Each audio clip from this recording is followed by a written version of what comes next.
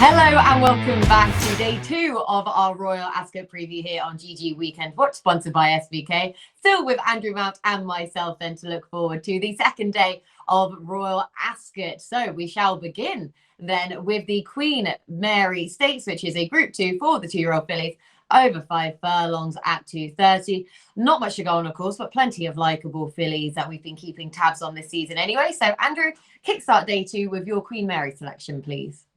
Dramatised has got to be involved, given that impressive Newmarket win in April when she messed up the start, still managed to win by 4 lengths. And there was Maria Branwell as well, was another one that I was particularly keen on, who upset the favourite at Sandown last time out. And she's one of these James Garfields, a sire you and I have talked about a bit. You can back all of them and make a profit. First time up, she was a 10-1 shot when she overcame Greeners to win at Thirsk. And then so she beat Crispy Cat, whose form ties in with Blackbeard. Horse we were talking about for day 1. She was short-headed by that one on her second start. So I think that was quite a performance in that Sandown race. 6.5 lengths back to the third. That was the listed national stakes. And that form often proves key at Royal Ascot. So I'll go Maria Branwell over Dramatised. But those are the two I was looking at. Oh, he stole my thunder with Maria Branwell, Andrew. Yes, completely. I'm glad you agree again, though, and I'm glad we're on the same page again. But yes, it is Maria Branwell then for me as well. So we're doubling up. So sorry to put the curse on you, Andrew.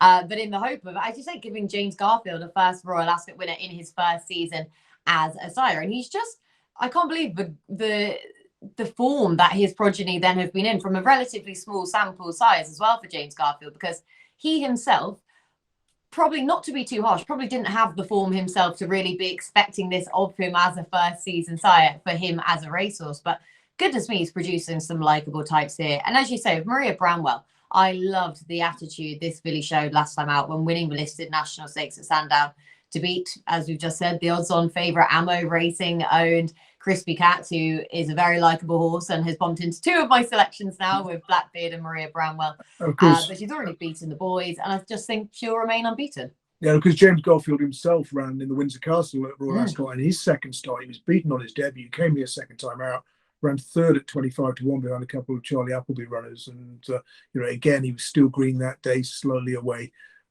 So he left the impression he should have won more races than he actually did. Stud fees €4,000, but I can see that going up next season.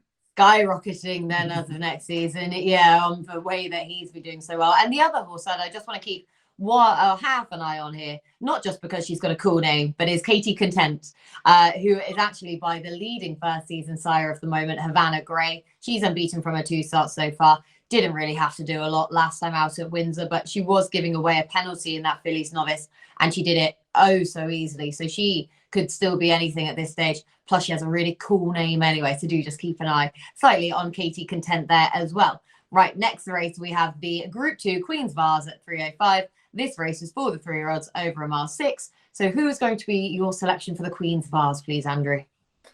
Probably whatever Aidan O'Brien runs, which is a bit of a cop out. But you look at the last 10 years, we've had 9 renewals. We've had he's won it 5 times. He's had the second on 3 occasions. So certainly for the place part, he's your go-to guy for it. Just looking through, we've got the entries now. He doesn't make it any easier. We've only got 21 entries, I think, but he's got 5 of them. And so I need to do more work on this in terms of sort of dosage and breeding and what have you. But I'll be leaning towards Mr. O'Brien and trying to look for horses that are likely to come from off the pace as well, and avoiding anything Mark Johnson's likely to run from the front. Yes, there you go. Then changing of the guard it is then at this stage. But anything Aidan O'Brien then in the 3:05 in the hope that he enters the right ones then, as he usually does for that race. Right, the 3:40, we have our first Group 1 on the Wednesday, which is the Prince of Wales, the stakes for 4-year-olds and over 1 mile 2, where Bay Bridge bids to give Sir Michael Stout another momentous day, following on from Desert Crown's Derby success, of course, and he looks to have another superstar here in Bay Bridge. So I'm being very unoriginal here, Andrew. I think he's a superstar. I think he'll take the world of beating. He's priced up accordingly. But who do you like? I like Bay Bridge. I'm still kicking myself for not backing him at Sandown on his comeback. He was a horse I was always with last season, tipped up on Weekend Watch on more than one occasion. Yeah. And then I think, oh, yeah, the favourite looks solid. It's first time out. He's a new bay. New bays often need their first run after a break, but he's absolutely slaughtered them, hasn't he? He was 11-4 into 7-4. He's won by 5 lengths. And this race just looks tailor-made for him, doesn't it? And you know, he's one of these typical stout improvers going through, through the handicap ranks, the likes of Pilsudski, and you just think he's going to be incredibly difficult to beat. He's only 5-4, but that will probably look big, I think, next week. Yeah, I'd say I sort of was waiting for the prices then, and then I saw it and thought, actually, that's probably pretty fair, really, for Baybridge. So, I mean, originally I wasn't going to nap him because I thought, oh, he's going to go far too short. But to be honest with you, that's lulling me in too much. I know that this Japanese horse is being very well touted and very well talked about in second there. But even with that, I just think Baybridge is an absolute superstar. So glad we're singing from the same hymn sheet yet again. Who needs Daryl Carter when we have Carter agreeing? You can stay away on his holiday for now as long as we keep agreeing. Right. I mean, in terms of, if you're looking for a bigger price, then Mostadaf did chase home Baybridge at Sandown, so maybe he's the one for the forecast. Although he ran disappointingly in the St James's Palace Stakes last year. Did he handle the ground? Was the ground too quick, or did that sort of test come too early in his career? And Broome, I'm hoping he runs here over 10 furlongs because he's a horse with an incredible record over this trip. But he was stepped up to 1.5 miles for most of last season. So Aidan O'Brien's Broome, possibly the one for the forecast with Baybridge if you're looking to sort of enhance those Baybridge odds. Yep, so Broome then for the forecast behind Baybridge, and Broome, who is just, he's a really likeable type, isn't he? He's 6 years old now, but you can't not like the horse. Right, up next then we have the 420. This is Group 2 Duke of Cambridge Stakes for the fillies and mares, 4-year-olds and over a mile. Not a massive amount of entries for this race, but some likeable types in here are the same, Andrew. So who do you like? Yeah, some good stats for this race. 15 and 18 runnings, 4-year-olds have won it. 5-year-olds are only 2 from 44. That's well below the expected number of winners, although several did finish second. And it's not been a great race for horses who prepped in a Group 1 either, so do watch out for that. So, horses like, Alcohol Free, Saffron Beach, ahead of the market here might be vulnerable. You could just back any horse who ran in the top 4 last time in a Group 2, Group 3 or listed race.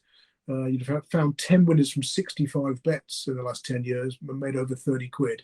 And if you did the 4-year-olds only, 9 winners from 48 in the last 10 years, plus £41.66 to a £1 stake. So there's a few angles to get involved with there.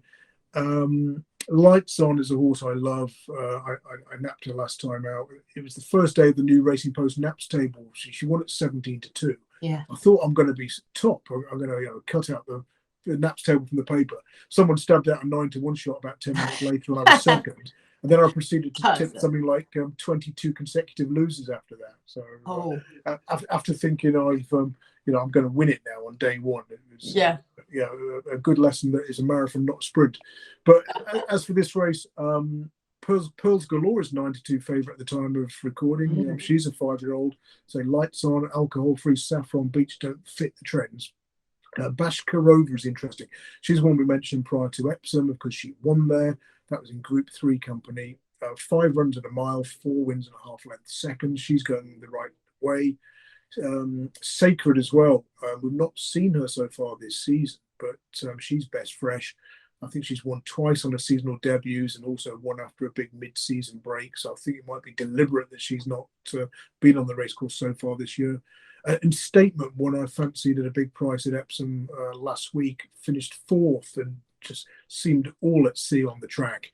And that was a solid enough effort on her first start for Kevin Ryan. I know she goes well when fresh, but she's still going to be relatively fresh here, only a second start. And Ascot could suit better, and she's a big price again. But I'll probably split stakes between Bashkirova and Sacred, the Cheveley Park pair. Perfect. I don't know if we're getting Sacred in here. Literally, as we talk, we're getting the decks then through for this. And as far as I can see, there's no Alcohol Free. Yes, got you. No Pearls Galore.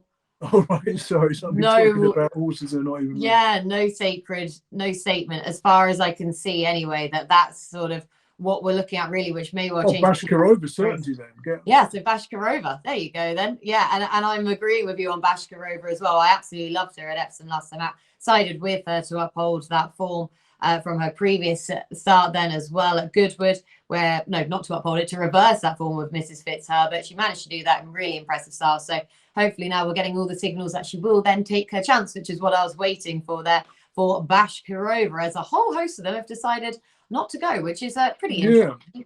Maybe if you do want a Cheveley Park forecast, their other one, Potapova, who chased home Bashkirova at Epsom, got the sort of late running start that's often favoured at Ascot. I didn't think she'd run particularly well at Epsom because she normally goes backwards after her seasonal debut, but she ran a good race that day, so maybe they'll finish 1-2 again. Yeah, that's it. Or we could go for the trifecta then, the tricast between all three Cheveley Parks, and with lights on it for sticking her in as well. But yeah, at least Cheveley Park are propping up this race somewhat anyway, with a fair few of them not electing to go for it. Right, the 5 o'clock then, the easiest race of the week to solve, of course. This is the Royal Hunt Cup, which is a heritage handicap for 3-year-olds and over a mile. Wide open race this is, but at the time of recording, it is Dark Shift who heads the betting. But Andrew, nice and easy one for you yet again. Who wins the Royal Hunt Cup? Yeah, absolutely. We should talk about last year's race briefly as well, because there were massive high draw bias, but a low drawn horse run. That was Real World, who won from a low draw. I think something like 9 of the next 10 were drawn high. The second, third, and fourth came out of stalls 27, 30, 33. Real World was running off 94, is now rated 118. So he was a handicap snip, won by almost 5 lengths. So obviously have a look at what's gone on in days 1 and 2 with regard to the draw, because that might help narrow it down nearer the time. I mean, Magical Morning was well drawn when 8th in this last year. But I still give him a chance here. He's got a touch of the Mr. Wagyu's about him. He seems to be best in June and July. He's only ever won in those 2 months, 4 wins from 8 starts. Possibly he'll regress now he's had a couple of runs, because he does seem best on his first couple of runs each season. After his third or subsequent start, he's 0 from 7, placing on a couple of occasions. But yeah, I wouldn't rule him out completely. Certainly one for the place box if he gets a favourable draw. But Beringer, again, is this one that's made the cut at the 5-day stage for Alan King? Yes, he has. He's number 14 there. Yeah, Beringer made a very pleasing return to action on his first start since August 2020, when a 22-1 fourth at Newbury the other week. And he always comes on considerably for his first run of the season. He's got second time out figures, first, second, third, first and 7th. I think the 7th was sort of, because of an injury.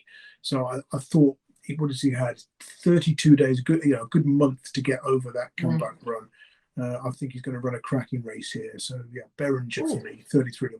I was going to say 33-1 Beringer, which is a lovely big price and in a very tricky race. So like I say, but do just bear in mind with the draw, because we know what can happen then with the Royal Hunt Cup when we look at the draw from the days before. Like I say, not that it helped us find the winner last year, but even so, for everything else and in behind it, certainly did for the next, like I say, 9 or 10 horses or whatever it was behind Real World. So big price then for the Royal Hunt Cup for Andrew. The next race we're going to be covering, it's back to the 2-year-olds, where we have the listed Windsor Castle Stakes at 5:35, over 5 furlongs. So many connections will be trying to split their 2-year-olds then between obviously all the different races that we have on offer for the 2-year-olds. So they might be citing this was their sort of reserve 2-year-olds as it was really. So Andrew, more of these youngsters for you. Who is your idea of the winner, please? Yeah, another tricky one. So interesting stat with this race. In the last 10 years, if you'd backed every horse that was drawn highest and lowest, so you're having 2 bets in the race, you'd have found the winner 5 times from 20 bets. Those winners 22-1, 20-1, which was Ardad, 16-1, 7-1, and 7-2. Fillies are 0 from 30, so and Gelding's 0 from 9. So maybe look for a colt with a very high or very low draw. Obviously, checking the earlier races to see which side of the track's favoured. Crispy Cat, who we've talked about previously, could go here. I'd certainly be interested if that one did. And Maria Branwell as well, who beat Crispy Cat at Sandown in the National Stakes. I'd sort of throw a few quid at her if she came here. Walbank is one, Walbank, that our radio colleague Andy Holding's been banging on about, who was second to Noble Style here on his debut before winning very impressively in the small field at York in a fast time. So those would be the three that I was looking at this stage. I'm just saying the 5-day decks have just come through as we're talking, so excuse me for having a quick scroll through to see if there's anything that I've missed. But yeah, it's really sort of crispy cat Maria Branwell to see over Walbank and to see which one comes here.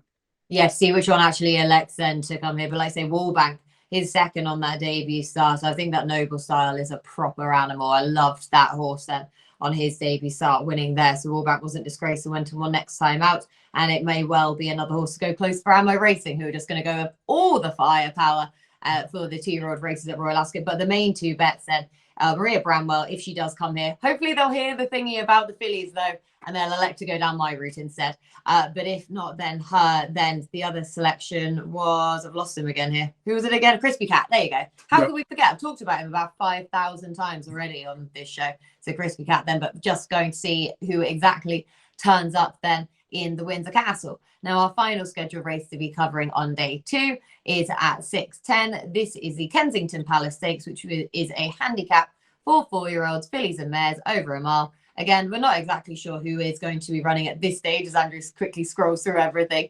But Andrew, for now at least, who do you like the look of? Yeah, this was a funny one because last year the pace held up, which was quite strange. With the winner and second sat 1-2 throughout, never changing places. A sort of 10-1 beat 12-1. One of those, Ffion, is running again, and it's interesting to see William Buick's already booked up for this one. He won on this one, albeit narrowly at Chester last time out. But it is one where I'd be sort of reluctant to tip that one without seeing what the pace map is going to look like and how many sort of front runners we can expect. Rosemary and Thyme is one that I backed at Lingfield last time out. So 2 runs ago, that was a Group 3. It was probably a bit optimistic, really. I think she was outclassed. She's since gone to Musselburgh, run respectably on a track that didn't favour her, come from behind style. Tom Marquand's on board, Huey Morrison trained. So Rosemary and Thyme to me at this stage. Oh, cool. Yeah, Rosemary and Thyme and is hopefully going to be a decent price as well. Let's say Tom Marquand already jocked up then to ride her as well over Ffion, but do bear in mind with the pace map then as well for this race. So as you said, it definitely came to the fore. Lola Showgirl and Ffion, them stablemates in this race last year. That's the Kensington Palace Stakes. Andrew, your nap of day 2, please. It's got to be Bay Bridge. I don't, normally when you ask me for a nap, I put up an 8-1 shot, don't you? Yeah. You sort of say that's not a sort of nap style price, but yeah. I really fancy that by Real World Forecast on day 1. I really fancy Bay Bridge on day 2. I might have to double them up as well. See, this is when I thought, I was like, right, Andrew will go for some long shot there. He always does for his naps. And so I'm definitely going to now be left with Bay Bridge quite comfortably there for in the 340 in the Prince of Wales Stakes. Alas not, but I may join you on that bandwagon. But if people want to dispute it, then I'll take my chance at Maria Branwell. Will run in the 2:30, then in the Queen Mary, hopefully, potentially. But if not, then we're all on the Bay Bridge bandwagon. Outsider of the day, Andrew. It's got to be Beringer. Yeah. For me. Yeah. In the Hunt Cup. 33-1 then for Beringer. And again, I've copped out of this one. I'm checked out. I'm sorry. That's 2 get out of jail free cards for the outsiders of the day, because I'm not great at finding the outsiders anyway. The only time I am is in the handicaps, and I still don't know what's going to go in them. So need to find out the draw for that though. So that was day 2 covered. Stay tuned for day 3.